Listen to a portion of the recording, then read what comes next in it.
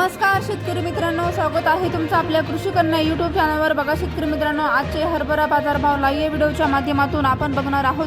तत्पूर्वी आपण चॅनल बनवून असाल तर चॅनल सबस्क्राइब करा, व्हिडिओ लाईक करा आणि शेअर करा, त्यामुळे तुम्हाला नवीन व्हिडिओचे अपडेट लगेच बघायला मिळतील। चला तर व्हिडिओला सुरुवात करूया। बघा शेतकरी मित्रांनो, कृषी उत्पन्न बाजार समिती